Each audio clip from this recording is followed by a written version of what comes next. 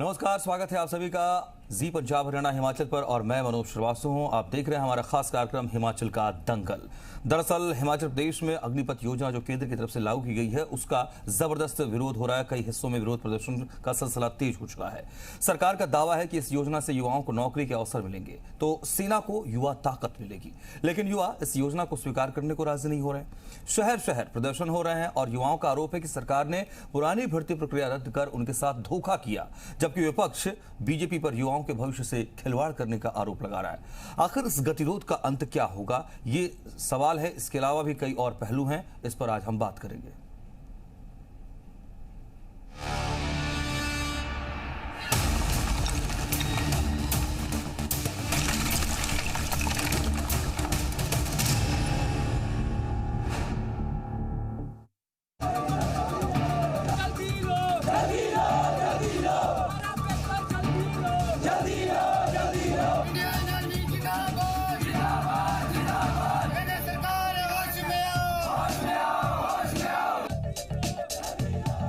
देश के युवाओं को बेहतर भविष्य और रोजगार देने की खातिर केंद्र सरकार ने अग्निपथ योजना लॉन्च की है। सरकार का तर्क है कि अग्निपथ स्कीम युवाओं को रोजगार दिलाने के साथ साथ सशस्त्र सेनाओं में नौजवान सैनिक भी देगी। केंद्रीय मंत्री अनुराग ठाकुर ने कहा, दुनिया भर में ऐसे मॉडल चल रहे हैं। वहीं हिमाचल प्रदेश के राज्यपाल राजेंद्र विश्वनाथ आर्लेकर ने भी युवाओं से योजना का विरोध छोड़ ट्रेनिंग लेने की नसीहत की है। भारत के युवाओं के हित में और भारत की रक्षा सुरक्षा को मद्देनजर रखते हुए भारत सरकार ने जो निर्णय लिया अग्निपथ योजना और अग्निवीरों की भर्ती करना, ये अपने आप में इसके बड़े दूरगामी परिणाम भी होंगे, अच्छे भी होंगे, युवाओं के हित में भी है, क्योंकि 40,000 नौकरियां प्रतिवर्ष सेना में भर्ती करने के लिए हो रही है और इनके लिए 4 वर्ष का कार्यकाल होगा। 4,70,000 पहले साल तनख्वाह मिलेगी तो चौथे साल 6,92,000 मिलेगी और 4 साल का कार्यकाल पूरा होने पर 11 लाख रुपया भी इन युवाओं को मिलेगा। आने वाले युवा पीढ़ी जो है, उन युवा पीढ़ियों को भी इसमें आकर प्रशिक्षण लेने की आवश्यकता है। इसमें एक सबसे अच्छा सुंदर प्रावधान जो है कि आप यहाँ 4 वर्ष तक, वो समय सीमा आगे पीछे वगैरह होना करना है वो केंद्र सरकार करेगी, परंतु 4 विषय तक अगर आप प्रशिक्षण लेने के बाद सामाजिक जीवन में अब जाते हैं तो आप उस जीवन में भी अनुशासन के साथ खड़े रह सकते हैं और वहाँ यशस्विता प्राप्त कर सकते हैं। केंद्र की नई स्कीम का युवाओं ने जोरदार विरोध किया है। युवाओं में सेना भर्ती की लिखित परीक्षा रद्द होने से काफी गुस्सा है। युवा जगह जगह प्रदर्शन कर रहे हैं और इंसाफ की मांग कर रहे हैं। कोरोना के कारण हमारी 30 मई की डेट स्थगित कर दी गई। उसके बाद हमें दोबारा भी ARO के लिए बुलाया गया तो हमारी डेट 25 जुलाई को दी गई। हम जैसे 23 जुलाई को हम अपनी तैयारी कर रहे थे तो 23 जुलाई को लगभग 12 बजे जो थी उसमें नोटिफिकेशन आ गई कि आपका टेस्ट जो है वो पोस्टपोन किया जाएगा और जल्द से जल्द इसकी नई डेट जारी कर दी जाएगी। उसके बाद हमने सर साल भर इंतजार किया, लेकिन अभी तक उनकी जल्दी से डेट जारी नहीं की गई। वहीं अग्निपथ योजना पर सियासत भी शुरू हो गई है। विपक्ष इसे युवाओं के साथ धोखा करार दे रहा है। कांग्रेस का आरोप है कि सरकार युवाओं के भविष्य से खिलवाड़ कर रही है। मिलिट्री भर्ती जो है ये मोदी जी को तो डुबोएगी, जयराम को साथ में ले डूबेगी। जयराम को भी ले डूबेगी। जो ऐसी टिप्पणियां कर रहे हैं उनको विरोध करना चाहिए। जब यहाँ पे मिलिट्री का टेस्ट हुआ था उसका रिजल्ट क्यों नहीं निकाला गया? पुलिस भर्ती में जो है कौन शामिल है? या तो हिमाचल प्रदेश सचिवालय में बैठे हुए लोग शामिल हैं या पुलिस मुख्यालय में बैठे हुए लोग शामिल हैं। 6-6, 8-8 लाख में पर्चे बिके हैं। किसने बेचे वो पर्चे? यहीं बैठे हैं। 2-3 महीने की बात है। ये ओपन एंड शट केस है बिल्कुल भर्तियों का, और भर्तियों में कई लोगों को जेल में जाना पड़ेगा। रोजगार के नए अवसर पर विरोध भारी पड़ रहा है। वहीं बीजेपी का दावा है कि ये योजना रोजगार की दिशा में मील का पत्थर साबित होगी। वहीं विपक्ष बीजेपी पर युवाओं के भविष्य दांव पर लगाने का आरोप लगा रहा है। ऐसे हालात में सवाल उठना लाजमी है कि आखिर अग्निपथ पर जारी विरोध के स्वर कब शांत होंगे। ब्यूरो रिपोर्ट, जी मीडिया।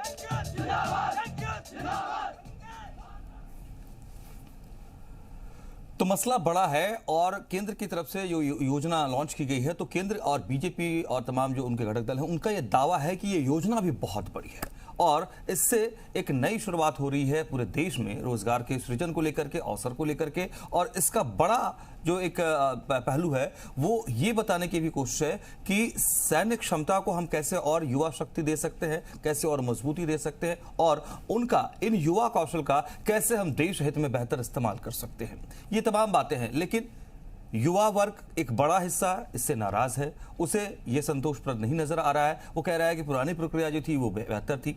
विपक्ष ये सीधे सीधे कह रहा है कि दरअसल बीजेपी जो है वो इन युवाओं के भविष्य के साथ खिलवाड़ कर रही है। अब किसके दावे में क्या दम है, इसके अलावा इस योजना को किस तरीके से आगे हम व्यावहारिकता में इंप्लीमेंट होता देखेंगे, ये तमाम बातें अभी देखने वाली होंगी। इससे पहले गतिरोध को दूर करना जरूरी है। हमारे साथ इस वक्त धर्मवीर राणा जी कांग्रेस से जुड़ रहे हैं और इसके अलावा हमारे साथ और भी कई मेहमान जुड़ेंगे, लेकिन इस वक्त हमारे साथ धर्मवीर जी जुड़ चुके हैं। बहुत स्वागत है आपका जी मीडिया पर धर्मवीर जी। धर्मवीर जी, मुझे आपने जी मैं ये कह रहा हूं कि केंद्र सरकार अगर एक योजना लेकर आई है, देखिए रोजगार को लेकर आप लोग भी डिमांड करते रहे कि भाई युवाओं को रोजगार दीजिए, एक ऐसी योजना लेकर आए जिसमें रोजगार के बहुत बड़े स्तर पर अवसर पैदा होंगे, ये दावा है सरकार का। और अगर सैन्य ताकत के साथ इसका इस्तेमाल तालमेल कर लिया जाए तो शायद देश हित में भी बेहतर होगा, तो इस पर एतराज क्यों? देखिए, हमें युवाओं को नौकरियां देने से कोई एतराज नहीं है, लेकिन जो हमारी भौगोलिक स्थिति है, परिस्थितियां हमारे देश के चारों तरफ हैं। हम अपने उत्तर दिशा में, नॉर्थ में 3700 से किलोमीटर से ज्यादा जो है चाइना का बॉर्डर है, जहां पर आए दिन हमारी झड़पें हो रही हैं। ईस्टर्न लद्दाख में क्या हो रहा है आप आए दिन देख रहे हैं। चाइना एक न्यूक्लियर देश है, और दूसरी तरफ आप पाकिस्तान को देख रहे हैं। तकरीबन 750 किलोमीटर की हमारी LOC है, और वहां पर जो है आए दिन फायरिंग होती है। अभी सीज फायर चल रहा है, लेकिन वो भी एक अनस्टेबल स्थिति है। अगर नेपाल की स्थिति देखें तो वो भी अनस्टेबल देश साबित हो रहा है, जहां पर चाइना भी अपना पूरा इन्फ्लुएंस करने की कोशिश कर। बांग्लादेश कुछ समय तक हमारे जो जितने भी उग्रवाद चल रहा था नॉर्थ ईस्ट में उसको सपोर्ट कर रहा था। साउथ में आप देखिए श्रीलंका में हो रहा है, एक अनस्टेबिलिटी है। इधर तालिबान ने अफगानिस्तान के ऊपर पूरा कब्जा किया हुआ। तो हमारे देश में एक ऐसी परिस्थिति है कि हम अमेरिका, सिंगापुर या यूरोप के देशों की तरह, जहां पर कोई लड़ाई झगड़ा नहीं है उनकी सीमाओं पर, हम अपने देश की सेनाओं के साथ इतना बड़ा एक्सपेरिमेंट नहीं कर सकते।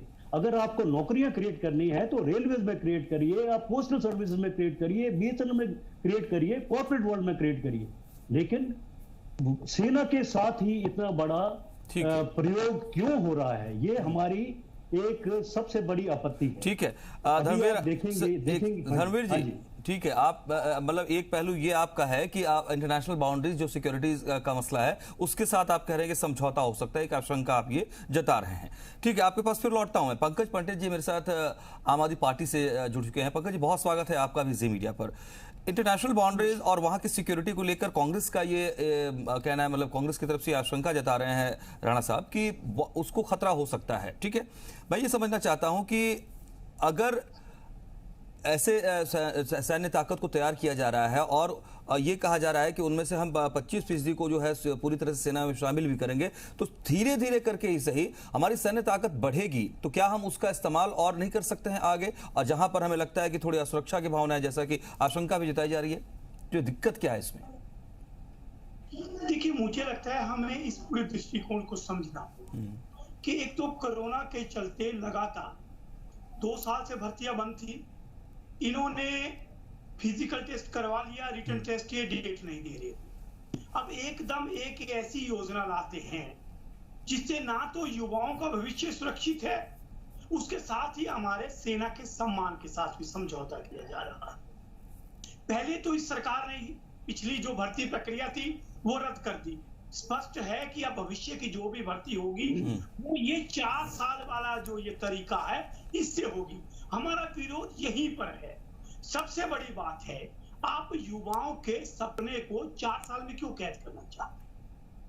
पहली बात, वो आजीवन देश की सेवा करना चाहता है। दूसरा, सबसे बड़ी बात है, आपको लगता है कि हम ये 4 साल की नौकरी में जो हमारी सेना के साथ जो एक तरह से देशभक्ति, एक तरह के जो ट्रेनिंग, पूरा एक शेड्यूल और एक जो इंटरनल सिक्योरिटी होती है, ये सब चीजें जुड़ी होती है।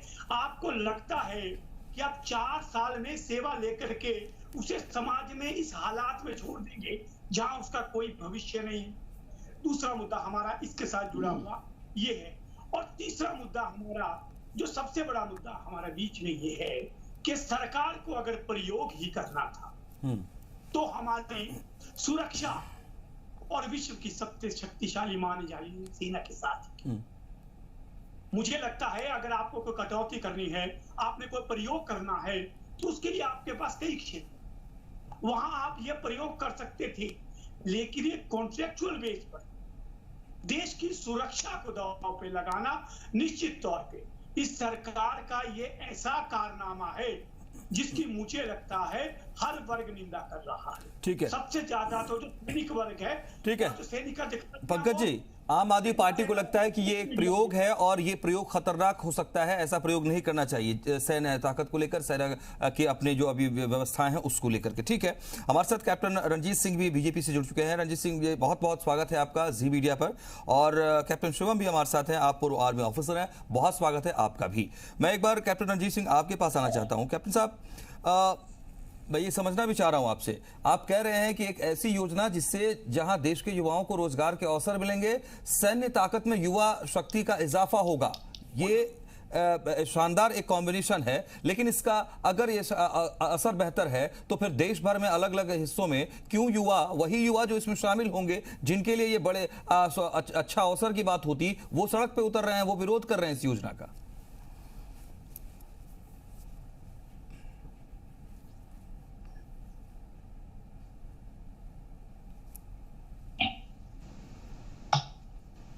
कैप्टन रंजीत जी, आखिर ये बहुत ही शानदार योजना है तो इसका विरोध क्यों हो रहा है इतना?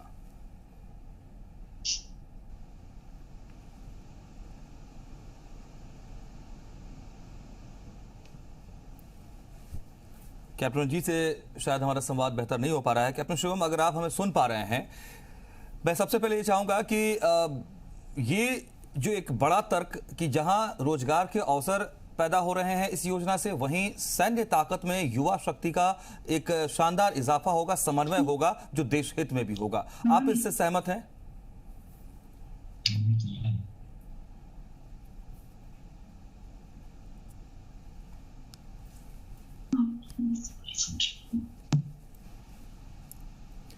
तो सरकार की तरफ से इस योजना को लाए जाने के बाद बहुत सारी बातें सामने आई हैं, कहीं विरोध के तौर पर, कहीं भ्रम के तौर पर। इसमें बड़ी बात के तौर पर यह बात आई कि आखिरकार जब 4 साल के लिए आप इनको ट्रेनिंग में रखेंगे और इन्हें नौकरी पर रखेंगे तो उसके बाद क्या है, कैसे? तो ये तर्क भी इसका सामने आ रहा है कि देखिए अलग अलग स्लैब में इनकी सैलरी भी होगी, एक मुश्त रकम भी इनको मिलेगा। और इस जाहिर सी बात है कि अगर आप इस एज फैक्टर में देखिएगा जहां पर ये एंट्री लेंगे इस ट्रेनिंग सेशन के लिए और इनकी नौकरी शुरू होगी, तो इस उम्र में 4 साल में आखिर कौन इतने एक मुश्त राशि जो है, जो करीब करीब 10 से 11-12 लाख के आसपास आ रहा है, इतना कैसे किसी को मिल पाता है? ये एक अच्छा अवसर है, इसमें उनको ट्रेनिंग देंगे और आगे भी अपना भविष्य बेहतर बना सकते हैं। ये जो पॉइंट है धर्मवीर जी, ये पॉइंट क्या आपको नहीं लगता है कि आपके खुद का सवाल का एक जवाब है बीजेपी की तरफ से कि ठीक है 4 साल की हम ट्रेनिंग दे रहे हैं और उनका सदुपयोग हम कर सकते हैं अपने सैन्य ताकत के लिए या अलग अलग डिपार्टमेंट्स के लिए?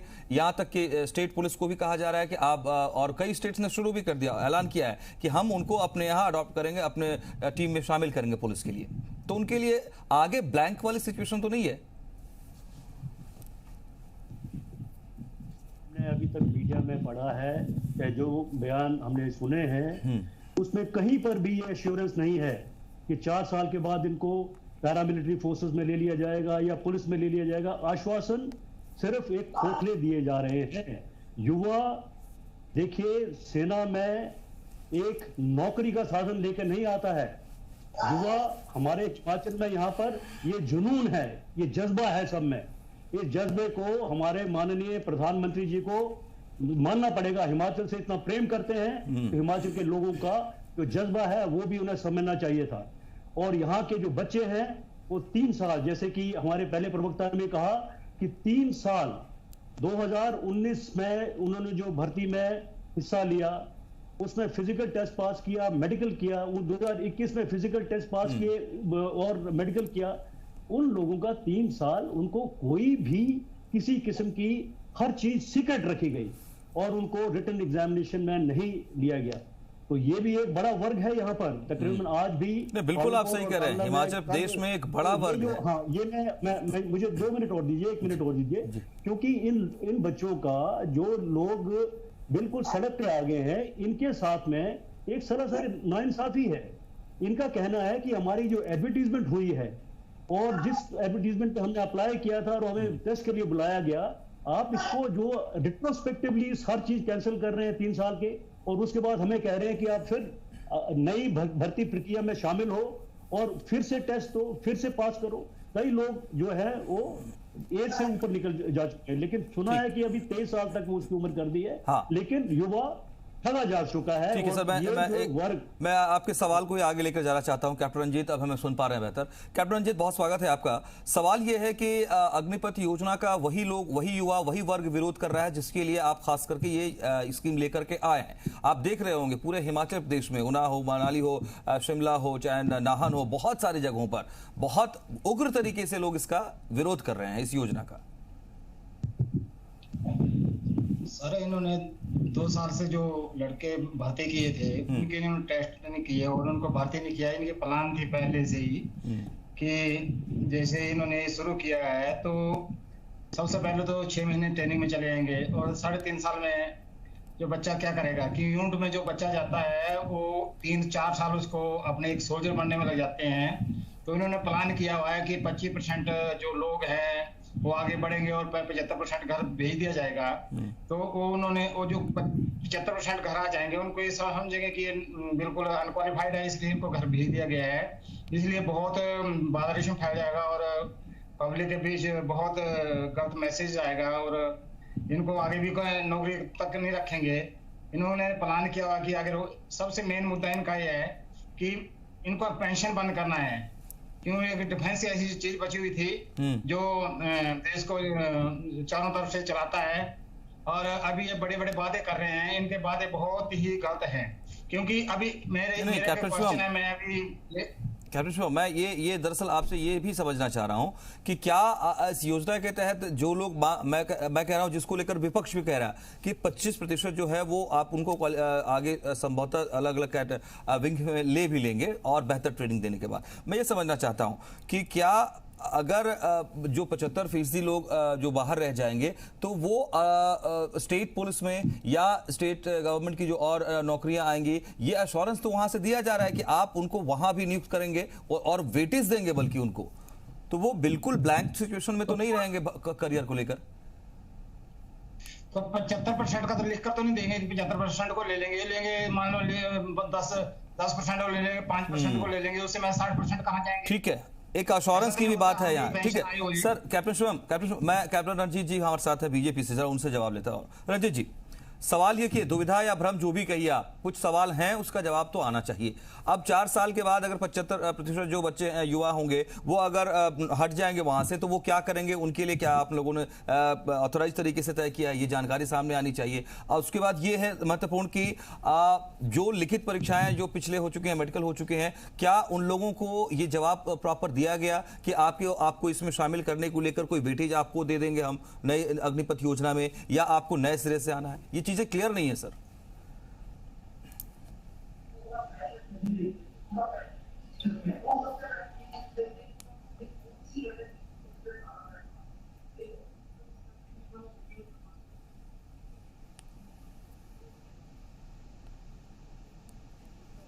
रंजीत जी, क्या आप हमें सुन पा रहे हैं? नहीं आ रही, इनका ऑडियो नहीं आ रही। ये जो बात कर रहे हैं कैप्टन साहब, उनकी ऑडियो हमें नहीं आ रही है। हाँ रंजीत जी, आप हमें मेरी आवाज सुन पा रहे हैं क्या?